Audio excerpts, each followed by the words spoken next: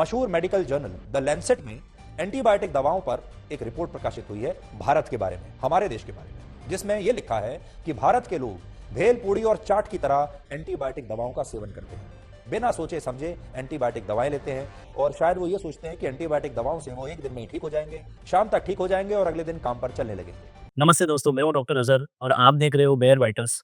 एक ऐसी दवाई जिसने मॉडर्न मेडिसिन के डायरेक्शन को बदली कर दिया है और उसी के साथ साथ दुनिया का फेस चेंज कर दिया है। And it's almost like a miraculous medicine. आप सोच रहे होंगे कि ये दवाई तो हम सब लेते हैं कफ कोल्ड इन्फेक्शन के लिए। आधी अधूरी जानकारी बिना जानकारी से ज्यादा खतरनाक होती है। आपको वायरल होता है या तबीयत खराब होती है, तब आप क्या करते हैं? जवाब होगा एंटीबायोटिक खाते हैं। पर कभी ये सोचा है कि ये दवाई आई कहाँ से और दुनिया भर में इसका यूज कितना बढ़ गया है?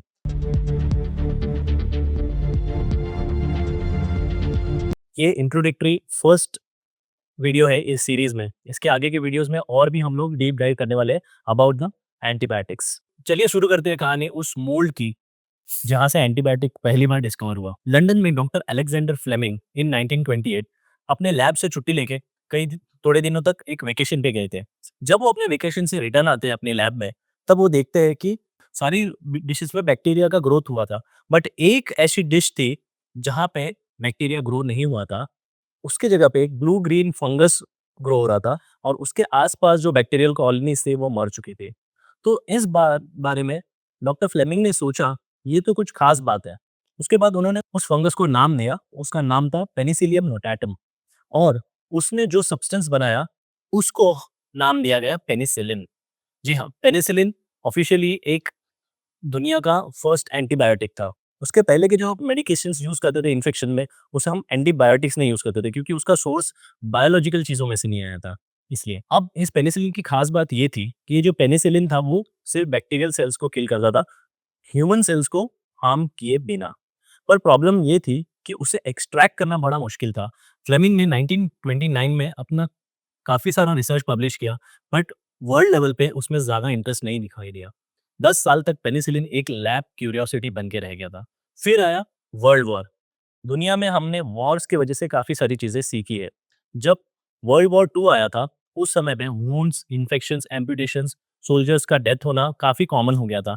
तब ऑक्सफोर्ड के रिसर्च टीम ने मिस्टर फ्लोरी, चेंग और हीटली, इन्होंने पेनिसिलिन पे काम शुरू कर दिया। उन्होंने काफी सारा पेनिसिलिन ग्रो करने की कोशिश की, बाथ टब में, मिल्क बॉटल्स में, एक्सेट्रा एक्सेट्रा। और उसके जरिए से वो पेनिसिलिन को कलेक्ट करने लगे और अपने सोल्जर्स में देने लगे। इन 1941 एक स्टोरी है कि एक कांस्टेबल जिसको बहुत सीवियर इन्फेक्शन हो गया था, उनको पेनिसिलिन देने के बाद ही रिकवर्ड वेल, बट जैसे सप्लाई बंद हो गया तो उस सेप्सिस की वजह से उनकी जान चली गई थी। बट इससे और भी हमारा कंफर्मेशन हुआ कि पेनिसिलिन काम करता है इन रियल लाइफ सिनेरियो।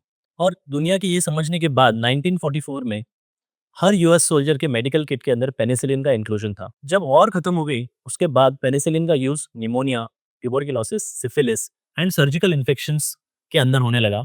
और पेनिसिलिन के यूज की वजह से डेथ का जो रेट था वो ड्रास्टिकली कम हो गया। और इसी को ऑनर करने के लिए 1945 में फ्लेमिंग, फ्लोरी और चेन को नोबेल प्राइज मिला। उस नोबेल प्राइज के एड्रेसल में फ्लेमिंग ने वार्निंग दी थी कि अगर हम एंटीबायोटिक्स का केयरलेस इस्तेमाल करेंगे तो ये उन्हें यूजलेस बना देगा।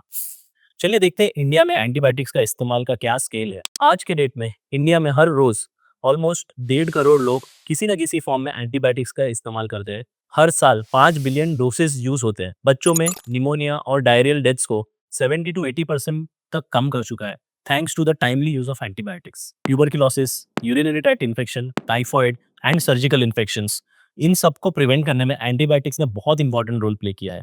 फ्रॉम 2000 टू 2019 इंडिया के अंदर एंटीबायोटिक का यूज 65% बढ़ गया है, जबकि पूरी दुनिया में अगर देखा जाएगा तो 25% of the antibiotic is been used by South East Asia. United States में एंटीबायोटिक का पॉजिटिव इंपैक्ट क्या है तो देखते हैं। यूएस में हर साल 26 करोड़ से ज्यादा एंटीबायोटिक के प्रिस्क्रिप्शन दिए जाते हैं और हर 1000 लोगों में 800 लोगों को एटलीस्ट एक बार एंटीबायोटिक जिन्होंने लिया रहता है। इन्फेक्शियस डिसीज जैसे कि निमोनिया, सेप्सिस, मेनिंजाइटिस 80% तक के कम हो चुके हैं because of the antibiotic use.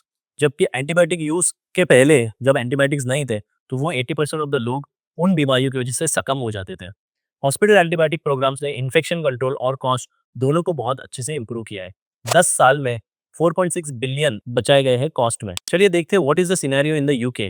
National health services NHS, UK में एनएचएस एक एंटीबायोटिक की पॉलिसी बनाता है और ऑलमोस्ट 7 करोड़ लोग इसका हर साल इस्तेमाल करते हैं। 60% ऑफ द पॉपुलेशन एंटीबायोटिक को हर साल कभी ना कभी अपने इस्तेमाल में लाती है।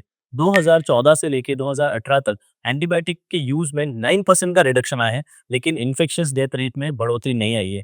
ये ऐसा क्यों पॉसिबल हुआ है? क्योंकि एनएचएस की जो पॉलिसीज है या फिर डॉक्टर्स की जो ट्रेनिंग है to use guidelines, watch, reserve the category of antibiotics and the use of antibiotic stewardship. जी हाँ, वहाँ पे एंटीबायोटिक का प्रिस्क्रिप्शन बहुत ही कंट्रोल वे में दिया जाता है, जिसकी वजह से एंटीबायोटिक का मिसयूज नहीं होता, ऑप्टिमल यूज होता है और रेजिस्टेंस भी कम आता है। चलिए एक कंपैरिजन करते हैं। अगर 1920s में कोई रहता तो न्यूमोनिया की वजह से 30 to 40% ऑफ द लोग मर जाते थे।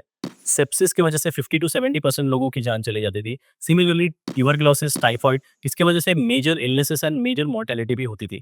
बट आज 2025 में निमोनिया की वजह से less than 5% of the people lose their life. Similarly sepsis में गए हुए लोग 70 to 80% ऑफ द टाइम्स बच जाते हैं। At the same time TB, typhoid and childhood mortality भी बहुत कम हो गई है thanks to the use of antibiotics.